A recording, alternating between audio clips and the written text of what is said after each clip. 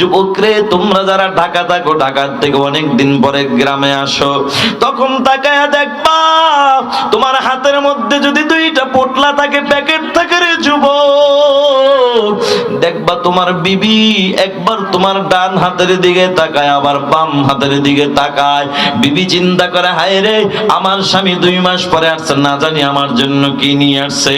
তোমার সন্তান দৌড়াইরা একবার ডান হাতের প্যাকেট ধরে বলে আব্বু কি নিয়ে আসছো, আর একবার বাম হাতের প্যাকেট ধরে বাবা কি নিয়ে আসছো।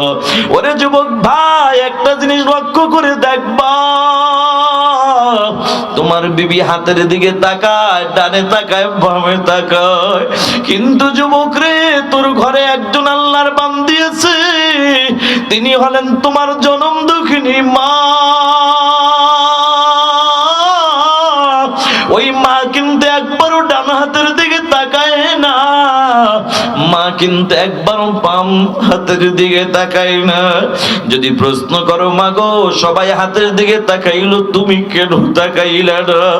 মা ডাক দিয়া কো বাবা সবাই তোর পোটলার পাগল, প্যাকেটের পাগল, আমি মা কিন্তু প্যাকেটের পাগল না। মুসলমান এখন নারায়ে তাকবীর আল্লাহু আকবার স্লোগানকে নিচু করার সুযোগ নাই, এখন থেকে উঁচু করে ধরে রাখতে হবে ইনশাআল্লাহ। আল্লাহর কসম করে বলে যাই, ও নীলফামারীর মুসলমান যদি নারায়ে তাকবীর আল্লাহু আকবার স্লোগান নিয়ে যদি ময়দানে থাকতে পারে, কসম আল্লাহর বাংলার জমিনে কোনো নাস্তিক বেঈমানকে খুঁজে পাওয়া যাবে না। কথা বলেন ঠিক কি না? তবে আরেকটা মেসেজ আমি দিয়া যাই, এ বাংলার জমিনে অনেক সময় আমরা বিগত দিনে অনেক দেখেছি কোরআনের মাহফিলে, কোরআনের স্টেজে এসে অনেকেই বাধা দিয়েছে, হুজুর হক কথা বল, এভাবে এই কথা বলা যাবে না, সেই কথা বলা যাবে না। আপনি কোন কথা বলবো সেটা সেও বলতে পারে না। কথা বলেন ঠিক কিনা? তবে ভাই, এ বাংলার জমিনে আমাদের বক্তা শ্রোতাদের এমনই চিন্তা চেতনা থাকতে হবে, মৃত্যুর আগ পর্যন্ত হক কথা বলেই যাব, শুনেই যাব ইনশাআল্লাহ। এবং কোরআনের স্টেজে যত অতিথিবৃন্দ দাওয়াত দেওয়া হয়, হোক সে মেম্বার, হোক চেয়ারম্যান, এমপি, মন্ত্রী, আপনি যত বড় নেতাই হন না কেন, আপনাকে আমরা সম্মান করব ততক্ষণ আল্লাহ এবং আল্লাহর রাসূলের পক্ষে থাকবেন যতক্ষণ। কতক্ষণ ঠিক কিনা? কোরআনের পক্ষে থাকবেন যতক্ষণ, আল্লাহ এবং আল্লাহর রাসূলের পক্ষে থাকবেন না, আপনার মতো নেতা মুসলমানের গুনার টাইম আর সামনে নাই। কথা বলেন ঠিক কিনা? আমার কথায় কি আপনারা একমত? নারায়ে তাকবীর, আল কোরআনের আলো। এবার আসেন, ঘরে তো জীবনে বহুত জ্বালাইছেন, শুধু ঘরে জ্বালানোর কারণেই তো বাংলাদেশের এই অবস্থা। এখন থেকে কোরআনের আলো শুধু ঘরে জ্বালাইলে হবে না, ঘরে বাহিরে এমনকি রাষ্ট্র পর্যন্ত কোরআনের আলো জ্বালাইতে হবে। কথা বলেন ঠিক কিনা? তাহলে আমাদের সকলের এই ব্যাপারে খেয়াল রাখতে হবে।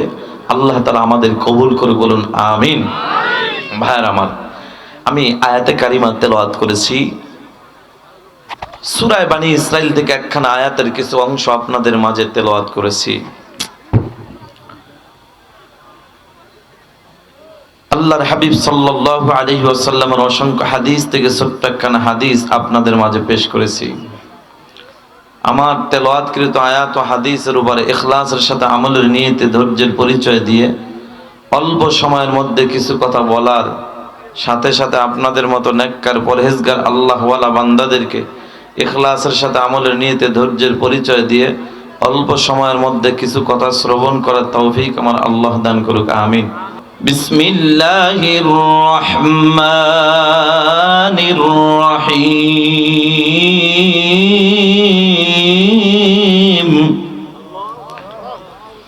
ওয়া ক্বাদা রাব্বুকা আল্লা তা'বুদু ইল্লা ইয়্যাহু ওয়া বিল ওয়ালিদাইনি ইহসানা।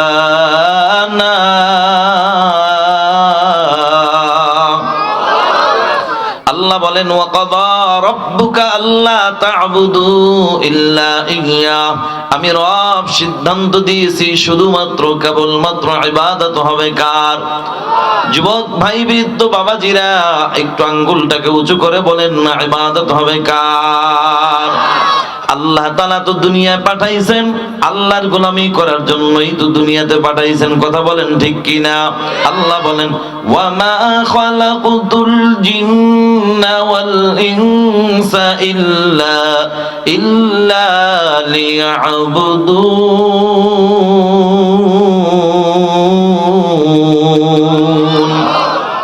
আল্লাহ বলেন জিন এবং ইনসান সৃষ্টি করেছি একমাত্র আমি আল্লাহর গোলামি করার জন্য।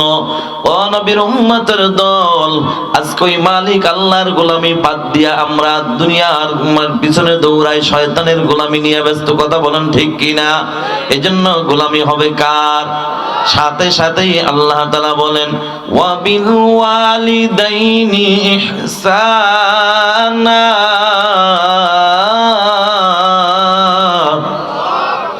আল্লাহ তাআলার সাথে সাথেই বলেন ওয়াবিল ওয়ালিদাইনি ইহসানা, তোমার পিতামাতার সাথে সদাচরণ করবা। হুকুমটা কার? মুসলমান আল্লাহর গোলাম সারা বাংলাদেশে অলিতে গলিতে আল্লাহ ঘুরায়। এ বাংলাদেশের বিভিন্ন জায়গায় যায় দেখি কত মুরব্বীরা আমাদের সামনে আইসা চোখের পানি ফালাইয়া কান্দে আর ডেকে বলে হুজুর একটু দোয়া করবেন। প্রথম ভাবি মনে হয় বাবাজি অসুস্থ, এই জন্য বিজি দোয়া চায়। একটু পরে তাকায় দেখি না না, বাবা অসুস্থ এই জন্য দোয়া চায় না, বরং সেই বাবাজির মন খারাপ, ডাক দেয়া হুজুর একটু দোয়া করেন। ছেলেটাকে বহু কষ্ট করে লালন পালন করলাম, কত কষ্ট করে পড়ালেখা করাইলাম, মাথার ঘাম পায়ে ফালাইয়া কত কষ্ট করে মানুষ বানাইলাম, মাস্টার্স পর্যন্ত কমপ্লিট করলাম। ছেলেটা এখন ঢাকার শহরে সরকারি চাকরি করে, ফ্ল্যাট বাসা নিয়ে থাকে, তার বিবিকে নিয়ে ফ্যামিলি নিয়ে থাকে। কিন্তু দেখা যায় মাসে একবারও আমি বাবার খোঁজ খবর নেই না, মাসের মধ্যে একবারও মার খোঁজ খবর নেওয়ার সুযোগ হয় না, আছে না নাই? বাবাজিরা আমার, যে আল্লাহ পাক রব্বুল আলামিন বললেন তোমার পিতামাতার সাথে সৎ আচরণ করবা, আমি আপনাদের কাছে জানতে চাই সন্তানের কাছে পিতামাতার হক আছে না নাই? পিতামাতার কাছে সন্তানের কোনো হক আছে না নাই? উভয়ের কাছে হক আছে। ও কলিজার টুকরা যুবক ভাই বৃদ্ধ বাবাজিরা, আমি আপনাদের কাছে জানতে চাই, আপনারাই বলেছেন পিতামাতার হক আছে, সন্তানের হক পিতামাতার কাছে আছে। এবার আমি জানতে চাই, বলেন পিতামাতার হক আগে না সন্তানের হক আগে? জানতাম আপনারা এমন কথাটাই বলবেন, কিন্তু মুসলমান শুনে নাও, পিতামাতার হক আগে। পিতামাতার হকের গুরুত্ব বেশি, পাওয়ার বেশি, কিন্তু সিরিয়ালে কিন্তু পিতামাতার হক আগে না। এরে নবীর উম্মতের দল, পিতামাতার হক সন্তান কেন আদায় করে না? এটার পিছনে একটা কারণ আছে না নাই? একটা কারণ অবশ্যই আছে, কারণটা নিয়েই হবে আমার বয়ান। যুবকদেরকে টার্গেট করে হবে আজকে আমার বয়ান, যুবতীদেরকে উদ্দেশ্য করে হবে আমার বয়ান। বৃদ্ধ বাবাজিরা মনে মনে ভাবতে পারে হুজুর তাহলে আমরা বসে থেকে লাভ কি, আমরা বাড়িতে চলে যাই। ও বাবা, বাড়িতে যাইয়া কোনো লাভ হবে না, এখানেই বসেন, বয়ানের শেষে আপনাদের জন্য হবে দোয়া, আল্লাহ যেন আপনাদের ভুলগুলা ক্ষমা করে দেন। যুবক ভাই ভালো করে শুনে নাও, সন্তান দুনিয়াতে এখনো আসে নাই, আসার আগেই বাবার কাছে সন্তানের দুইটা হক। সুবহানাল্লাহ। সন্তান আসবে, এরপরে আপনি বাবা হইয়া বলবেন যে আমি তোমার বাপ, তুমি সন্তান, তুমি আমার জন্য এটা করো সেটা করো। মা বলবেন যে আমি তোমাকে আমার পেটে ধারণ করেছি, তুমি আমার জন্য এটা করো। কিন্তু কিতাবে আসছে সন্তান এখনো আসে নাই, আসার খবরও নাই এখন পর্যন্ত। আসার আগেই বাবার কাছে কয়টা হক? দুইটা হক। কয়টা? কয়টা হক? দুইটা। এক নম্বর হক হলো যুবক আল্লাহর গোলাম, তুমি যদি নেককার সন্তানের বাপ হতে চাও, এক নম্বর হক হলো যুবক তুমি নিজে নেককার হও, হালাল পথে চলো, হালাল খানা খাও, হালাল রক্ত শরীরের মধ্যে ঢুকাও। এর যুবক আল্লাহর গোলাম, দুই নম্বর হক হলো যুবক, তুমি যদি নেককার সন্তানের বাপ হতে চাও, 2 নম্বর হক হলো তোমার ঘরে একজন নেককার বিবি ঘরে ঢুকাও। কারণ বাপ যদি ভালো হয় মা ভালো হওয়ার আশা করা যায়, আর মা যদি ভালো হয় সন্তান ভালো হওয়ার আশা করা যায়, ঠিক কি না? এ যুবক ভাই, ও বৃদ্ধ বাবাজিরা, ও পর্দার আড়ালের মা, যারা আজকে দুনিয়ার জমিনে অনেক অভিভাবক আছেন, মক্কা মদিনায় বহুবার গেছেন, বুড়া হয়ে গেছেন, এখনো দুনিয়ার লোভ ছাড়তে পারেন নাই। ঘটককে ডাক দিয়া বলেন, ও ঘটক ভাই, আমার ছেলের জন্য একটা মেয়ে দেখো। তবে এমন একটা মেয়ে দেখবা যে মেয়েটার বাবার টাকাও আছে, বাড়িও আছে, গাড়িও আছে। ও মুরব্বী বাবা, এতবার মক্কা মদিনায় যাওয়ার পরও দিলটা নরম হয় না, দুনিয়ার লোভ দূর হয় না।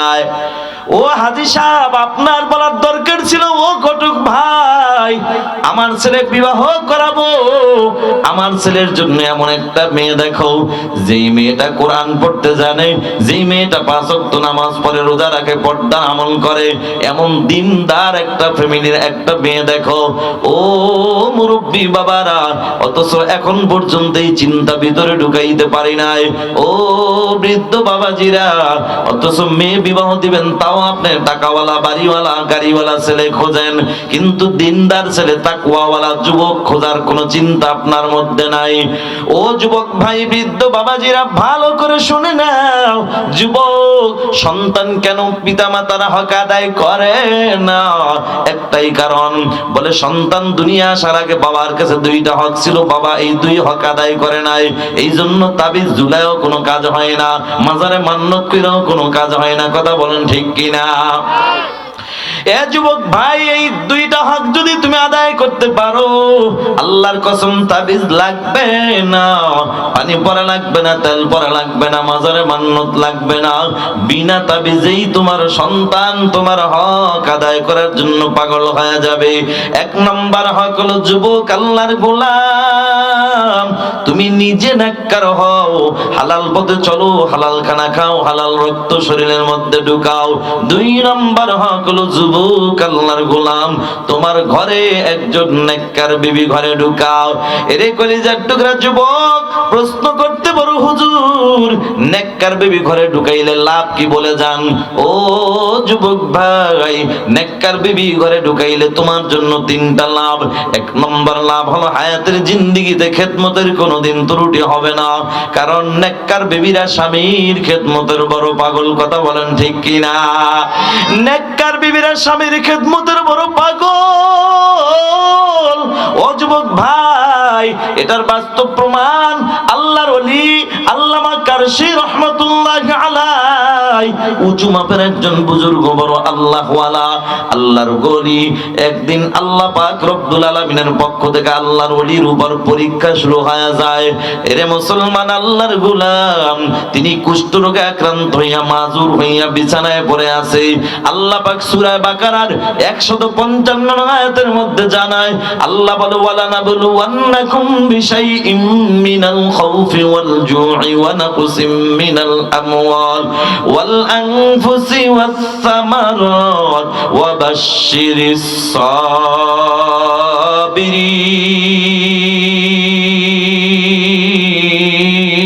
সাবিরিন। আল্লাহ বলে, যারা ইমানদার দাবি করবা, অবশ্যই আমি আল্লাহ তাদেরকে পরীক্ষা করব। আমি আল্লাহ কি দিয়া পরীক্ষা করব জানো? আমি আল্লাহ ভয় দিয়া পরীক্ষা করব, ক্ষুধা দিয়া করব, ফসল দিয়া করব, জীবন দিয়া করব। তবে ইমানদার পরীক্ষার মধ্যে পড়ছো, কোনো টেনশন নাই।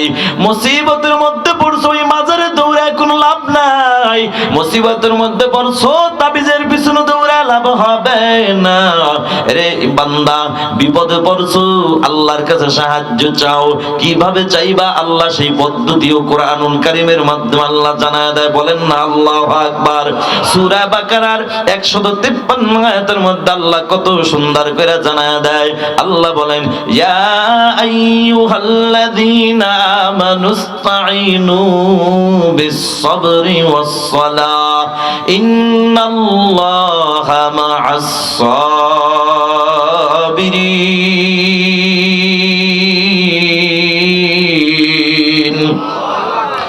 আল্লাহ বলো ইমানদার মুসিবতের মধ্যে পড়ছো, কোনো টেনশন নাই, দুইটা আমল নিয়ে সামনে আগাও, একটা হলো ধৈর্য আর একটা হইল নামাজ। সুবহানাল্লাহ। ও যুবক ভাই, ও বৃদ্ধ বাবাজিরা, ও পর্দার আড়ালের মা, মুসিবতের মধ্যে পড়ছো, কোনো টেনশন নাই, দুইটা আমল নিয়ে সামনে আগাও, একটা হলো ধৈর্য আর একটা হইল নামাজ। ও পর্দার আড়ালের মা, ও যুবক ভাই, বৃদ্ধ বাবাজিরা, আল্লাহর ওলি আল্লামা কারশী রাহমাতুল্লাহ আলাইহির উপর আল্লাহর পরীক্ষা শুরু হয়ে গেছে। আল্লাহর ওলি কুষ্ঠরোগে আক্রান্ত হইয়া মাজুর মানুষ পড়ে আছে বিছানায়। চিন্তা করেছে, না না, আমি কোনোদিন বিবাহ বসবো না, কারণ আমার আল্লাহ আমাকে ইমানি পরীক্ষার মধ্যে ফেলা দিছে, আমি পরীক্ষার মধ্যে পড়ে আছি, আমি আল্লাহর দেওয়া পরীক্ষায় আমি ধৈর্যের আমল দিয়ে আমি পরীক্ষায় পাশ করব, সবরের আমল নিয়া। আল্লাহর বান্দা আল্লাহর ওলি আল্লামা কারশী রাহমাতুল্লাহ আলাইহি চিন্তা করলেন, আমি কোনোদিন বিবাহ করব না, আমি অসুস্থ মানুষ, কোন সুন্দরী সুদর বলে সুন্দরী রূপসী কোন ভালো একজন সুস্থ নারী আমার ঘরে আইসা কষ্ট করবে, এটা হতে পারে না। খাঁটি আল্লাহ ওয়ালা যারা, এদের দ্বারা মানুষ কষ্ট পাবে দূরের কথা, গাছের একটা পাতাও নষ্ট হয় না। কথা কোন ঠিক কিনা? আল্লাহর ওলি চিন্তা করলেন কি করা যায়। আল্লাহর ওলি সিদ্ধান্ত নিয়ে নিলেন, না না, আমি বিবাহ বসবো, বিবাহ করব না, কারণ আমার দ্বারা কোনো মানুষ মেয়ে কষ্ট পাবে না, হতে পারে না। কিছুদিন পরে আবার চিন্তা করলেন, না না, আল বিবাহ করা এটা আমার রাসূলের একটা সুন্নাত। সুবহানাল্লাহ। আমার রাসূলের সুন্নাতটা আমি পালন করব না, এটা কিভাবে হয়? কিয়ামতের ময়দানে আমার মায়ার নবী যদি প্রশ্ন করে, আই কারশী, তুমি কেমন ওলি হইলা, আমার সুন্নাতটাই তো পালন করলা না, আমি কি জবাব দিব? সিদ্ধান্ত নিয়ে পালাইলেন, না না, আমি বিবাহ করব, অসুবিধা নাই।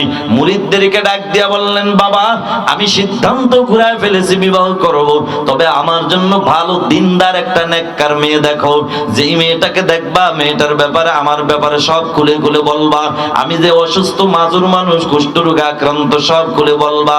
আল্লাহর গোলাম এই কথাটা বলার পরে আল্লাহর ওলির একজন মুরিদ লাভ দিয়ে ওইটা বাড়িতে দৌড় মারলো। তার একটা আদরের কন্যা সন্তান ছিল, মেয়েটার কাছে যাইয়া ডাক দিয়া কয়, মা, আমি তোমার বাবার মনের একটা বড় আশা আছে, পূরণ করবানি। বলে, বাবা কি তোমার আশা? আমার জীবনে আশা ছিল তোমার মতো আদরের কন্যাটাকে আমি ভালো একজন যুবক, তাকওয়াওয়ালা একজন যুবককে যদি পাই, আল্লাহওয়ালা কোন যুবক যদি পাই, তার হাতে ধরায়া দিব। সুবহান। আল্লাহওয়ালা যুবকের কাছে তোমাকে বিবাহ দিতে চাই মা, তবে এখনো পর্যন্ত ভালো কোন যুবক পাই নাই। ইদানিং আমি যার কাছে আসা যাওয়া করি, আমার হুজুর হলো বড় আল্লাহওয়ালা বুজুর্গ মানুষ, ও মা, তিনি বিবাহ করবে, আমি সিদ্ধান্ত নিয়েছি তার কাছে দিব। তবে মা, একটা কথা আছে, আমার সেই হুজুর হলো কুষ্ঠরোগে আক্রান্ত মাজুর মানুষ, বিছানায় পড়ে আছে, ধরে ধরে উঠাইতে হবে। মা, চিন্তা করে দেখো তুমি রাজি কি রাজি না।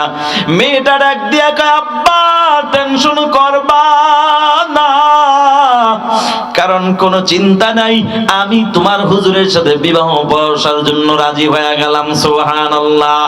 আল্লাহর গোলাম মুরব্বি ডাক দিয়ে কয়, মাগো, মনে হয় তুমি বুঝতে পারো নাই, আমার আমি যার মুরিদ, আমার যে হুজুর, তিনি তো কুষ্ঠরোগে আক্রান্ত মাজুর মানুষ, অসুস্থ, বিছানায় পড়ে আছে। মারে, তারে তো ধরে ধরে উঠাইতে হবে, নামাইতে হবে, খেদমত করতে হবে, পারবানি? মনে হয় তুমি শোনো নাই। মেয়েটা চোখের পানি ফালাইয়া কান্দে আর ডাক দিয়া কয়, বাবা, আমি সব শুনেছি, বুঝেছি, বুঝা শুই নাই, আমি রাজি হয়ে গেছি। মেয়েটা ডাক দিয়া কয়, আব্বা, কোনো টেনশন করবা না, কারণ দুনিয়ার হায়াতের জিন্দেগিটা হলো একেবারেই সময় একেবারেই কম। হায়াতের জিন্দেগিটা কোন দিন যেন সাজে বিদায় হওয়ার ডাক এসে যায়, বলা যায় না। ও পর্দার আড়ালের মা, ভালো করে শুনে না, নাও। যুবক ভাই ভালো করে শুনে নাও, আজকের এই কোরআনের মাহফিলটা এটা কিন্তু তোমাদের জন্য, এলাকার জন্য বড় একটা নিয়ামত। যারা ময়দানে হাজির হইছো তোমাদের কপাল বড় ভালো, যারা হাজির হইতে পারো নাই কপাল বড় মন্দ। যারা চার দোকানে বসে বসে গল্প করো, মনে মনে নিজেকে বড় পণ্ডিত মনে করো, চালাক মনে করো, আমি মনে করব না না, তুমি এলাকার যুবকদের মধ্যে তুমি চালাক হতে পারো নাই, তুমি প্রকৃত একজন বোকা। চালাক তো ওই যুবক যে যুবক ময়দানে বসে গেছে। কথা বলেন ঠিক কিনা? ও নবীর উম্মতের দল, যুবক তুমি মনে মনে ভাবতেছো না না, আরে হায়াতের জিন্দেগির অনেক সময় পাবো। আগামী বছর হয়তো আমি মন খুলে বয়ান শুনবো, মাগরিবে বসবো, বলে ফজরের আগ পর্যন্ত বয়ান শুনবো। যুবক তুমি আগামী বছর বাঁচবা কি বাঁচবা না এটার গ্যারান্টি তো তোমারও নাই আমারও নাই। এ পর্দার আড়ালের মা, মনে মনে ভাবতে পারো না এবছর বয়ান শুনবো না, আগামী বছর আল্লাহ বাঁচাইলে বয়ান শুনবো। মা এরে মা, কেমনে বলবো তোমার হায়াতের জিন্দেগির গ্যারান্টি নাই? মারে এটার বাস্তব প্রমাণ। যুবক ভাই, গত সপ্তাহে মানিকগঞ্জ জেলার একটি ঘটনা। ওই ঢাকার মানিকগঞ্জ এলাকার একজন যুবতী নারী অসুস্থ, স্বামী স্ত্রীকে নিয়ে ঢাকা মেডিকেল ভর্তি করলো।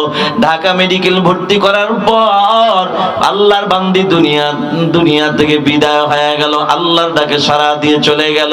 আল্লাহর বান্দা যুবক তার স্বামী চোখের পানি ফালাইয়া কান্দে আর কয়, আল্লাহ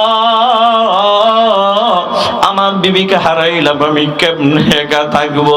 অ্যাম্বুলেন্সে করে লাশটা বাড়ির দিকে রওনা।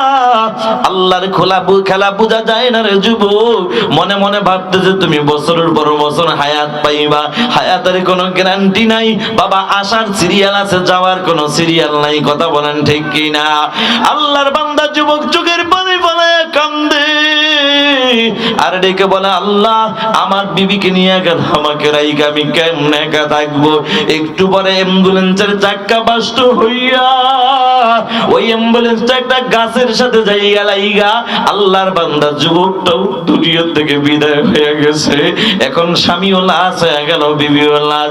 ও যুবক ভাই, ঘটনা বলার উদ্দেশ্য ছিল না রে যুবক, আমি বুঝাইতে চাইলাম আজকের মাহফিল থেকে অত্যন্ত বড় একটা নিয়ামত মনে করে নাও। ও যুবক ভাই, যুবতী ভাই, বসে যাও, বসে যাও, কপাল ভালো হবে। ও পর্দার আড়ালের মা, আল্লাহর বান্দি কেমন স্বামীর পাগল দেখো। আল্লাহর বান্দি ডাক দিয়া কয়, আব্বা হায়াতের জিন্দেগিটা দুনিয়ায় আল্লাহ পাঠাইছেন আল্লাহর গোলামি করার জন্য। বাবা আমি বুঝা শুই নাই রাজি হইছি কেন জানেন? কিয়ামতের ময়দানে আমার আল্লাহ যদি নামাজের ব্যাপারে বলে, আমি বলবো আল্লাহ যেভাবে পড়ার দরকার পড়তে পারি নাই।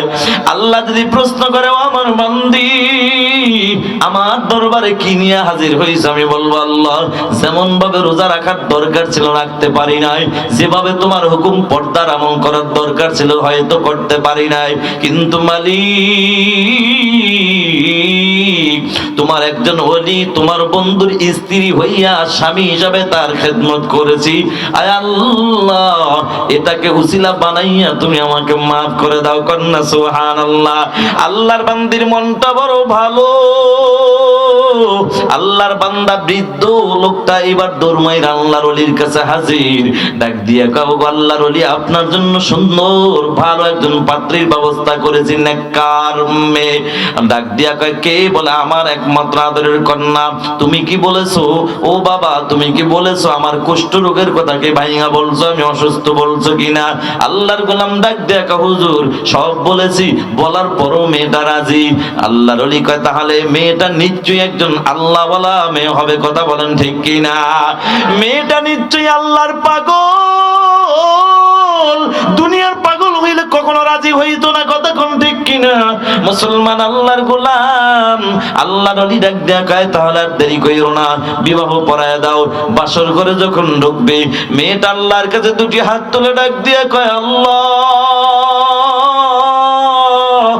আমার স্বামী একজন বুজুর্গ মানুষ, আল্লাহওয়ালা মানুষ, আমার স্বামীর স্ত্রী তো হইলাম না গো, তুমি আমাকে এমন যোগ্যতা দিও আল্লাহ, আমার স্বামীর খেদমতের কোনো ত্রুটি যেন আমার দ্বারা না হয় আল্লাহ, আমার স্বামীকে যেন আমি সব সময় খেদমত করে খুশি রাখতে পারি, সেই তৌফিক তুমি আমাকে দিয়া দাও। দোয়া কে করে? বিবি করে। ওদিকে আল্লাহর ওলি আল্লামা কারশি রহমাতুল্লাহি আলাইহি আল্লাহর কাছে বলে, আল্লাহ আমি তোমার কাছে একটা আবদার জানাই, যেই মেয়েটা আমার অসুস্থতা শোনার পরেও আমার বিবাহের প্রস্তাবে রাজি, এই মেয়েটা সাধারণ কোনো মেয়ে নয়, তবে এই মেয়েটাকে আমি ভালো আমি একটা সারপ্রাইজ দিতে চাই, পুরস্কার দিতে চাই। ও মালিক, তুমি আমাকে ইমানি পরীক্ষার মধ্যে ফেলাইছো কুষ্ঠ রোগ দিয়ে, আমি তোমার উপর বেজার না। যেমন পয়গম্বর আইয়ুব আলাইহিস সালাতু ওয়াস সালামকে তুমি দান করেছো, তিনি বেজার হন নাই। আল্লাহ আমিও তোমার উপর বেজার না, তবে তোমার কাছে একটা আবদার জানাই, আমি যখন ওই মেয়েটার কাছে যাব, আমি আমার বিবির কাছে যখন যাব,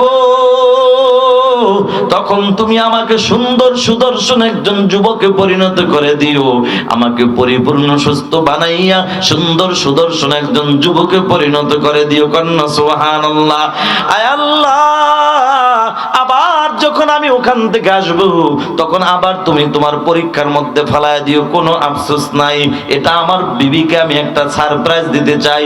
আল্লাহ তাআলা আল্লাহর ওলির দোয়া কবুল কইরা সুস্থ বানায়া দিলেন। কন্যা সুবহানাল্লাহ। স্বামী এখন স্ত্রীর ওই বাসর ঘরে ঢুকলো, বাসর ঘরে ঢোকার পরে সালাম দিয়ে যখন প্রবেশ করলো, বিবি একটা নজর কোন রকম তাকাইয়া আবার অন্যদিকে ফিরে ফেললেন, অন্যদিকে তাকাইলেন, ডাক দিয়া কয়, কি ব্যাপার ও বিবি আমার? বিবাহের পরে স্বামীর চেহারার দিকে তাকাইয়া না একটা নজর তাকাইলা, সাথে সাথে অন্যদিকে তাকাইলা, বুঝলাম না। বিবি ডাক দিয়া কয়, ও আল্লাহর বান্দা, কিসের স্বামী? আপনি তো আমার স্বামী না, কারণ আমার স্বামী যিনি হবেন তিনি তো হবেন কুষ্ঠ রোগে আক্রান্ত, তিনি হবেন মাজুর মানুষ, তিনি অসুস্থ মানুষ, আপনি তো আমার স্বামী হতে পারেন না। কথাটা বলার পরে কয়, যে বিবি আমার, তোমার কথা ঠিক, কোনো সন্দেহ নাই, তবে আমি তো আল্লাহর কাছে তোমার ব্যাপারে আল্লাহর কাছে পুরস্কারটা চেয়ে আমি এই নিয়ামতটা এনেছিলাম। এবার নেককার বিবি চোখের পানি ফালাইয়া কান্দে আর ডেকে বলে, ও স্বামী আমার, আপনার বাড়িতে আমি টাকা পয়সা বাড়ি গাড়ি দেখা আমি আসি নাই, আমি শুধুমাত্র এসেছি, আপনি একজন আল্লাহর ওলি, খাঁটি মানুষ, আপনার খেদমত করে করে আমি জান্নাত কামাই করতে চাই, কারণ স্বামী খুশি তো আল্লাহ খুশি। এটা হাদিসের কথা। নবী বলেন, ক্বালা রাসূলুল্লাহ সাল্লাল্লাহু আলাইহি ওয়াসাল্লাম, আল মারআতু ইযা সাল্লাত খামসাহা ওয়া সামাত শাহরাহা ওয়া হাসানাত ফারজাহা ওয়া আতাআত বা'লাহা দাখালাত মিন আই আবওয়াবিল জান্নাতি শাআত আও কামা ক্বালা নবী আলাইহিস সালাতু ওয়াস সালাম। নবী বলেন, ও নারীরা, তোমাদের জন্য সুখবর, 4 গুণওয়ালা নারী যদি হতে পারো, তোমাদের মধ্যে যদি 4টা গুণ তোমরা অর্জন করতে পারো, তাহলে আল্লাহ তৈরি জান্নাতের 8টা দরজা আল্লাহ তোমাদের জন্য খুলে দিবেন। সুবহানাল্লাহ। 1 নম্বর হলো 5 ওয়াক্তের নামাজ, 2 নম্বর হলো মাহে রমজানের রোজা, 3 নম্বর পর্দার আমল, 4 নম্বর হলো স্বামীর খেদমত। আল্লাহ তাআলা আমাদের মা বোনদেরকে 4 গুণ, আল্লাহ তাদেরকে গুণ অর্জন করার তৌফিক আল্লাহ দান করুক, বলুন আমিন। ও যুবক ভাই, বলতেছিলাম, যুবক রে, সন্তান দুনিয়াতে আসার আগে বাবার কাছে 2টা হক। 1 নম্বর হক হলো যুবক তুমি নিজে নেককার হও, 2 নম্বর হক হলো যুবক তুমি নেককার একজন বিবি ঘরে ঢুকাও। নেককার বিবি ঘরে ঢুকাইলে 3টা লাভ। 1 নম্বর লাভ হলো হায়াতের জিন্দেগিতে খেদমতের কোনোদিন ত্রুটি হবে না। 2 নম্বর লাভ হলো হায়াতের জিন্দেগিতে নেককার বিবির গর্ভে সন্তান পাইবেন, নেককার সন্তান। কথা কোন ঠিক কিনা? ও যুবক ভাই, 3 নম্বর লাভ হলো হায়াতের জিন্দেগিতে স্বামী, হায়াতের জিন্দেগিতে তোমার নেককার বিবির দ্বারা তোমার জনম দুঃখিনী মা এবং বাবা কোনোদিন কষ্ট পাবে না, ঠিক কিনা? বরঞ্চ তোমার নেককার বিবি বলবে, ও স্বামী আমার, আপনি বিদেশে থাকেন, কোনো টেনশন করবেন না, আপনার মা বাবার খেদমতের জন্য ঘরে কোনো চাকর রাখা লাগবে না, চাকরানি রাখা লাগবে না, কোনো কাজের বুয়া রাখা লাগবে না। আমি আপনার নেককার বিবি যথেষ্ট হয়ে গেলাম। কারণ আপনার বাবা মানে আমার বাবা, আপনার মা মানে আমার মা, আমার মা বাবা ভাই বোন সবাইকে ফালাইয়া শুধুমাত্র আপনার মহব্বতে আপনার, তাহলে তারাও তো আমাকে তার আদরের মেয়ের মতো স্নেহ ভালোবাসা দিবে। কথা বলেন ঠিক কিনা? ও যুবক ভাই, এই জন্য নেককার বিবি ঘরে ঢুকাও কপাল বড় ভালো। তবে এর বিপরীত বেআমলওয়ালা বেপরদাওয়ালা নারী যদি ঘরে ঢুকাও কপাল বড় মন্দ। এক তিনটা ক্ষতি, ওদিকে যেমন তিনটা লাভ, এদিকে কিন্তু আবার তিনটা ক্ষতি। এক নম্বর ক্ষতি, হায়াতের জিন্দেগিতে স্বামী হিসাবে খেদমত পাইবা না। কারণ বেআমলওয়ালা বেপরদাওয়ালা নারীরা স্বামীর খেদমতের পাগল না, বরঞ্চ স্বামীর পকেটের টাকা দিয়া এমবি ভরে ভরে অন্য পুরুষের সাথে কালেকশন লাগাইয়া, কথা কয় না, 14ই ফেব্রুয়ারি বেহায়া দিবসের সময় স্বামীরে ফাঁকি দিয়া অন্য পুরুষের খেদমতের জন্য দৌড়ায়। কথা বলো ঠিক কিনা? বেআমলওয়ালা নারী বেপরদাওয়ালা নারী স্বামীর খেদমতের পাগল না, অন্য পুরুষের খেদমতের পাগল। 2 নম্বর ক্ষতি যুবক, হায়াতের জিন্দেগিতে বেআমলওয়ালা বেপরদাওয়ালা নারীর গর্ভে কখনো নেককার সন্তান পাইবা না।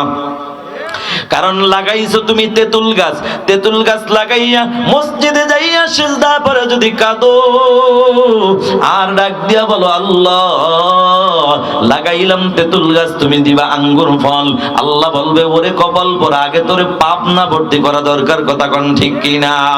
কারণ আল্লাহ ডাক দিয়ে কইরে গোলাম, আমি আল্লাহ তেঁতুলের জন্য তেঁতুল গাছ দান করেছি আলাদা, আপেলের জন্য গাছ দান করলাম আলাদা, কমলার জন্য আলাদা, আঙ্গুরের জন্য আলাদা।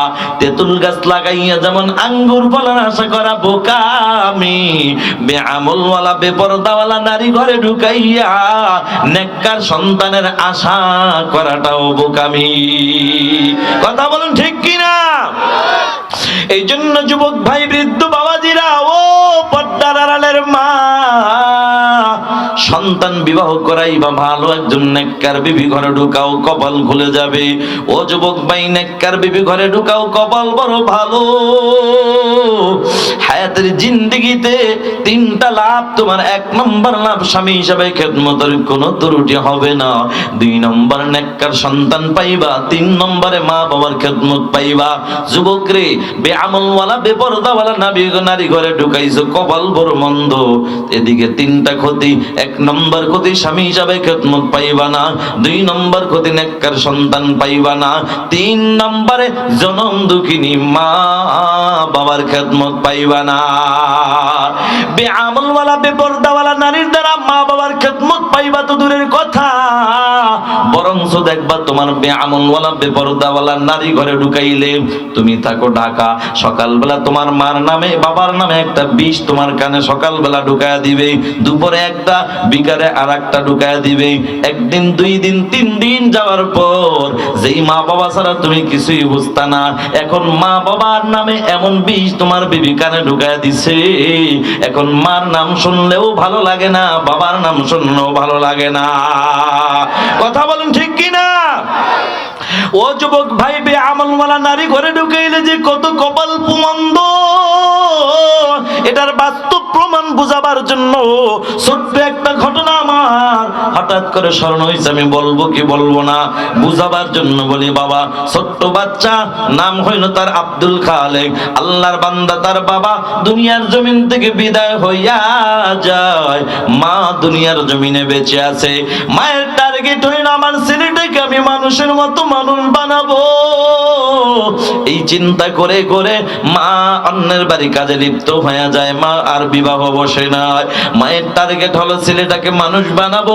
এই চিন্তা করে করে ছেলেটাকে মা একদিন তাকায় দেখে, মা তাকায় দেখে ছেলের চোখে পানি। ও বন্ধু, মার নজর কিন্তু বড় করা নজর সন্তানের জন্য, কথা কোন ঠিক কিনা? মার নজর কেমন করা নজর জানো? যুবকরে, তোমরা যারা ঢাকা থাকো, ঢাকার থেকে অনেক দিন পরে গ্রামে আসো, তখন তাকায়া দেখবা তোমার হাতের মধ্যে যদি দুইটা পোটলা থাকে, প্যাকেট থাকে রে যুবক, দেখবা তোমার বিবি একবার তোমার ডান হাতের দিকে তাকায়, আবার বাম হাতের দিকে তাকায়। বিবি চিন্তা করে, হায় রে, আমার স্বামী 2 মাস পরে আসছে, না জানি আমার জন্য কি নিয়ে আসছে। তোমার সন্তান দৌড়মাইরা একবার ডান হাতের প্যাকেট ধরে, বলে আব্বু কি নিয়ে আসছো, আর একবার বাম হাতের প্যাকেট ধরে, বাবা কি নিয়ে আসছো। ওরে যুবক ভাই, একটা জিনিস লক্ষ্য করে দেখবা, তোমার বিবি হাতের দিকে তাকায়, ডানে তাকায়, বামে তাকায়, কিন্তু যুবক রে, তোর ঘরে একজন আল্লাহর বান্দি আছে, তিনি হলেন তোমার জনম দুঃখিনী মা। ওই মা কিন্তু একবারও ডান হাতের দিকে তাকায় না, মা কিন্তু একবারও বাম হাতের দিকে তাকায় না। যদি প্রশ্ন করো, মা গো, সবাই হাতের দিকে তাকাইলো, তুমি কেন তাকাইলা না?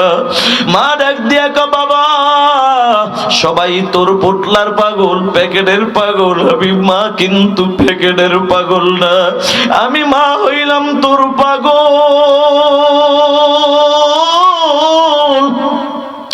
আমি মা তাকায়া দেখলাম আমার ছেলেটা 2 মাস আগে বাড়ি থেকে গেল, চেহারাটা কি আগের মতো আছে কিনা, না না খেয়ে শুকিয়ে গেছে।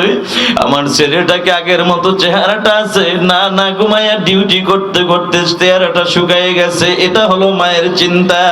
ওরে যুবক ভাই, মা একটা দৌড়মাইন আব্দুল খালেকের দরজায় হাজির, ডাক দিয়া কয়, কি বাবা, তোমার চোখে কেন পানি? জীবনেও তো তোমার চোখে পানি দেখি নাই, তোমার বাবার মৃত্যুর পরে কোনোদিন তোমার চোখে পানি দেখি নাই। ছেলেটা কান্দে আর কয়, মা গো, আমার চোখে পানি আসার একটাই কারণ, স্যার বলছে পরীক্ষা দিতে হবে, টাকা লাগবে 12, সেই জন্য কান্না করি, কারণ আমার বাবা নাই, আমি বড় এতিম। আবার বাবা যদি থাকতো, রিক্সা চালায় হইল পরীক্ষার টাকা দিত।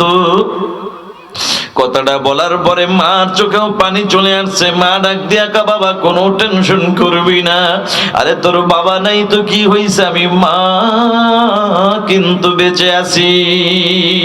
কথাটা বইলা মা একটা দৌড় মাইরা অন্য একটা রুমে যাইয়া প্লাস্টিকের একটা ব্যাং হাতের মধ্যে নিয়া একটা দৌড় মাইরা ছেলের দরজায় হাজির। নে বাবা, নে, ব্যাংটা ভাঙ, দেখ কত টাকা আছে। ছেলেটা ব্যাংটা ভাঙা দেখে টাকা লাগবে 1200 টাকা, হয়ে গেছে 1300। আল্লাহু আকবার।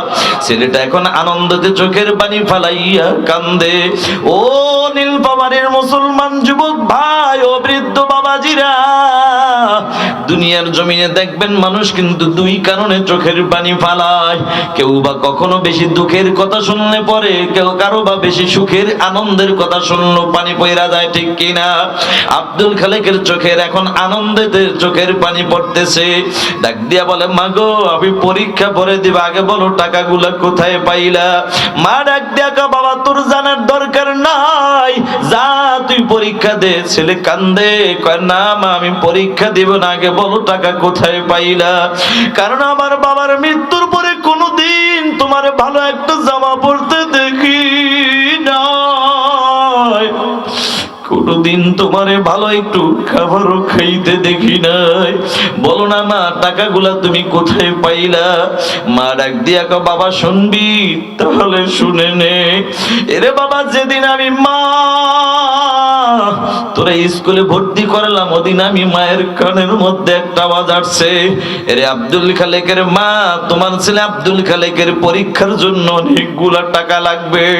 আমি মা চিন্তা করলাম কি করা যায়, কার কাছে আমি হাত বাড়াবো, কে টাকা দিবে? বাবা চিন্তা করে দেখলাম তোর পরীক্ষার আগে যদি কারো কাছে হাত পাতি কেউ যদি টাকা না দেয় তোর তো পরীক্ষা দেওয়া হবে না। এই চিন্তা করে করে আমি মা সিদ্ধান্ত নিলাম নিজেই টাকা জোগাড় করবো। আল্লাহু আকবার। মা চিন্তা করে করে ডাক দিয়ে করে আব্দুল খালেক শুনে নে, আমি মা গরিব মানুষ কিছু টাকা জোগাড় কইরা 2টা মুরগি কিনলাম। 2টা মুরগি পালতে পালতে মুরগি 2টা একটা করে 2টা ডিম দেওয়া শুরু করলো। একটা ডিম আমি মা তোর জন্য নাস্তার ব্যবস্থা করে দিতাম, সিদ্ধ করে দিতাম। আর একটা ডিম আমি মা জানি আমি মা না খাইলে তুই খাবি না। এই চিন্তা করে করে আমি মায়ের বাজেটের ডিমটা আমি মা সিদ্ধ করতাম না। আমি মা কাঁচা ডিমটাই তোর সামনে নাড়াচাড়া করতাম আর বুঝাইতাম বাবা তুই এটা খাবি, আমি মা এটা খাবো। কিন্তু বাবা আমি মায়ের গল্পের বাগে তোর ডিমটা তুই ঠিকই খাইতি। আমি মায়ের বাজেটের ডিমটা আমি মা খাইতাম না, বরং বাবা তোর চোখটারে ফাঁকে দিয়ে আমি মা গোপনে আস্তে করে ডিমটা রাইখা দিতাম। বিকাল বেলা ডিমটা বিক্রি করে করে তোর জন্য আমি মা পরীক্ষার টাকা জোগাড় করছি। বাবা কথা দেই মাকে কোনোদিন তুই কষ্ট দিবি না। ছেলেটা ডাক দিয়া কয় মা গো এমন মাকে তো কোনোদিন কষ্ট দেওয়া যায় না। ও কলিজার টুকরা যুবক ভাই ডাক দিয়া কয় মা গো তুমি একটু দোয়া কইরা দাও আমি যেন পড়ালেখা করে তোমার মনের আশা পূরণ করতে পারি। মার দোয়া নিয়ে ছেলেটা চলে যায়, পড়ালেখা করে করে মাস্টার্স পর্যন্ত কমপ্লিট করে ফেললো আলহামদুলিল্লাহ। একদিনের ঘটনা বাবা রাস্তা দিয়ে হেঁটে যায়, স্কুলের হেডমাস্টারও হেঁটে যায়। এই বাবা দাঁড়াও, স্যার কি বলবেন বলেন। ডাক দিয়া কয় বাবা আমার 2টা মনের আশা তুমি পূরণ করবানি। একটা আশা হলো আমার গ্রামের বাড়ি একটা প্রাইমারি স্কুল আছে, একজন হেডমাস্টার লাগবে। আমি মনে মনে তোমাকেই টার্গেট করেছি রে বাবা, যদি তুমি যাইতা আমি বড় খুশি হইতাম। আর একটা হইলো আমার একটা আদরের মেয়ে আছে, কন্যা আছে, বিবাহ দিব, ভালো একটা ছেলে খুঁজি। বাবা তোমাকেই টার্গেট করছি, তুমি রাজি কি রাজি না বলো। ছেলেটা দ্বারা কান্দে আর ডেকে বলো স্যার আমার তো বাবা নাই, আমি বড় এতিম, আমার মা বেঁচে আছে, আমি মায়ের কথা ছাড়া আপনার প্রশ্নের জবাব দিতে পারবো না। জোরে বলেন না সুবহানাল্লাহ। ও নীলফামারীর যুবক আজকে তো কত কমলপুরের যুবক পাওয়া যায়, যে কোনো কাজে নামে মাকেও জিগায় না, বাবাকেও জিগায় না, মা বাবার পরামর্শ নেয় না, বিদেশে যাবে তাও পরামর্শ নেয় না, ব্যবসা করবে তাও মা বাবাকে জিগায় না, শ্বশুর বাড়ি যায় পরামর্শের জন্য আছে না নাই।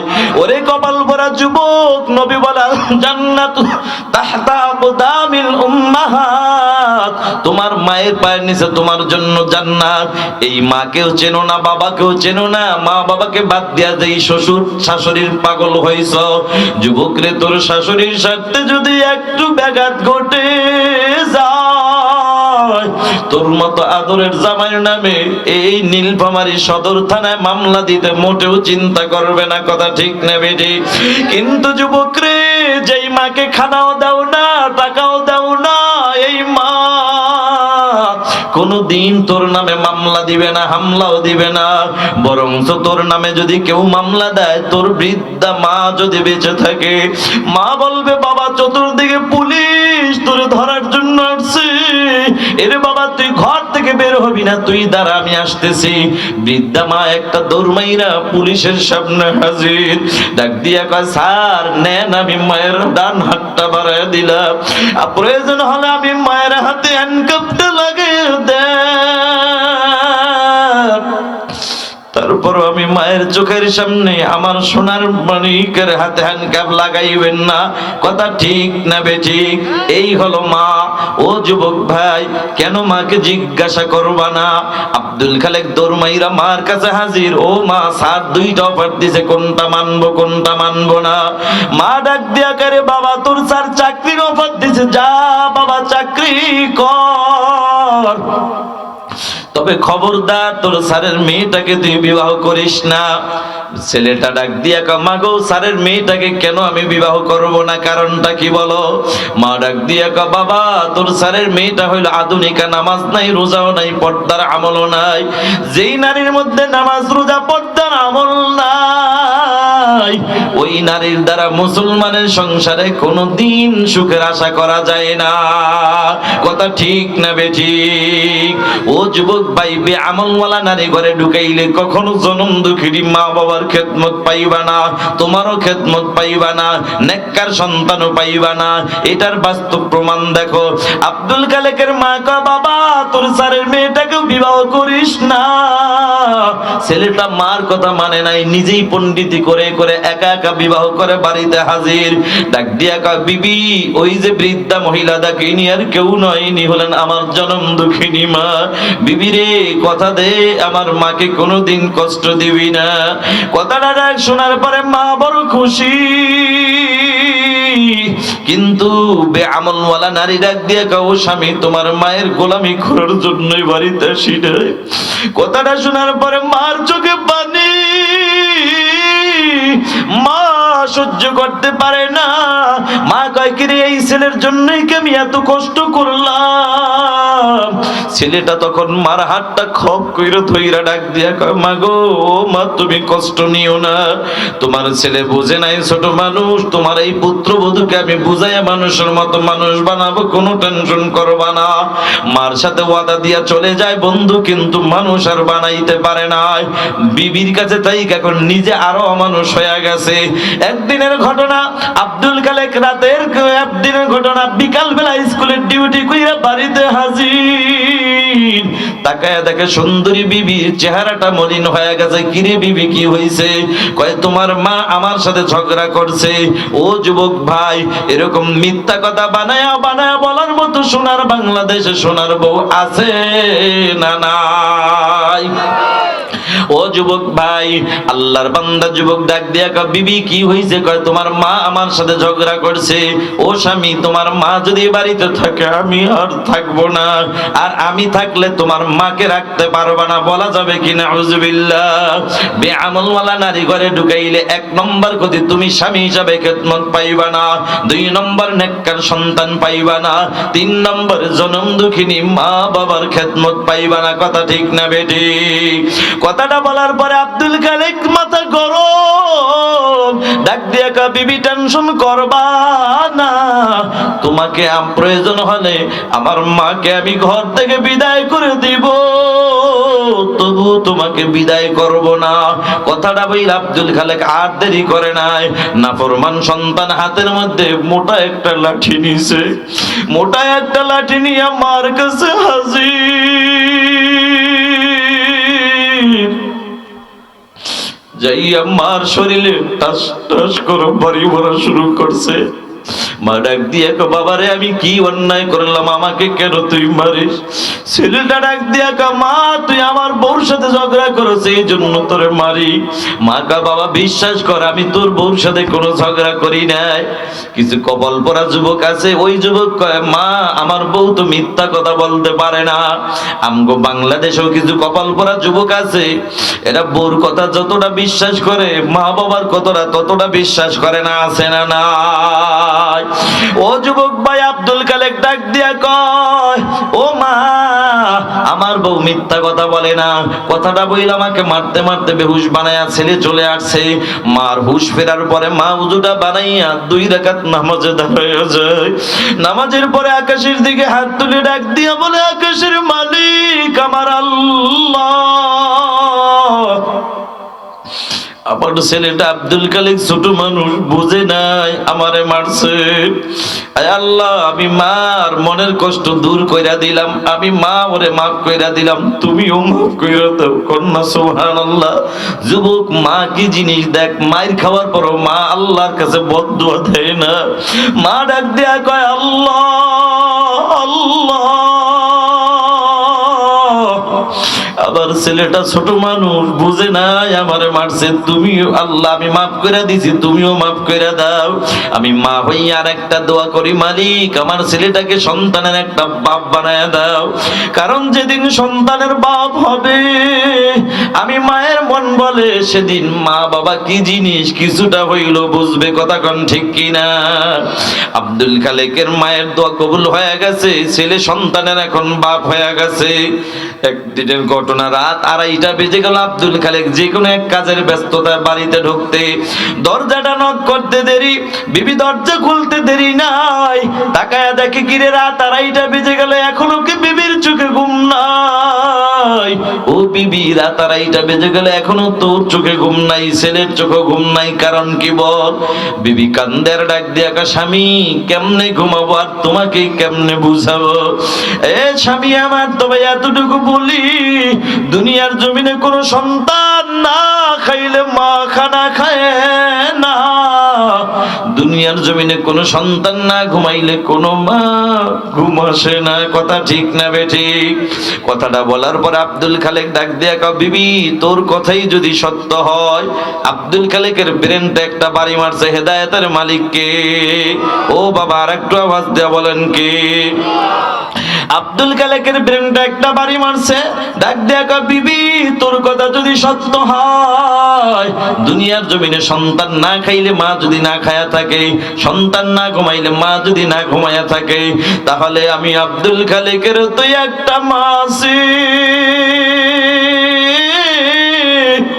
না জানি আমি আব্দুল খালেকের মা কতটা রাত না খেয়ে কাটাইছে, না জানি আমার জন্য আমার মা কতটা রাত না ঘুমাইয়া কাটাইছে। কথাটা বইলা ডাক দেখা, বিবি বুঝতে পারছি তোর ষড়যন্ত্র আমার ঘরে ঢুকছে, তোর মতো বেআমলওয়ালা বেপরদাওয়ালা বেনামাজি বিবি ঘরে ঢুকেই আমার কপাল পড়ছে, কথা কোন ঠিক কিনা? এরে বিবি তুই দাঁড়া, আমি আসতেছি। কথাটা বইলা আব্দুল খালেক আর দেরি করে না, গভীর রাতে একটা দৌড় মাইরা মার দরজায় হাজির। মার কাছে যায়, মা গো দরজাটা খোলো। মা গভীর রাত তাহাজ্জুদ পড়ে ছেলের জন্য ওই সময় আল্লাহর কাছে দোয়া করতেছিল, হেদায়েতের দোয়া, কিন্তু ছেলের কণ্ঠের আওয়াজ পাইয়া মা দোয়া ছাইরা দিছে। মা ভয়ে থরথর করে কাঁপতেছে। মা মনে করছে আমার ছেলেটা বুঝি আমাকে বউর কথা শুই না, আজ রাতেও বুঝি আমাকে লাঠি নিয়ে মারার জন্য হাজির। মা মনে করছে আমার ছেলেটা বুঝি আজকেও মারার জন্য আসছে। মাকে ডাক দিয়া কা, বাবা আব্দুল খালেক তোর পাও দুইটা ধরি, তুই আমার আজকে আর মারিস না।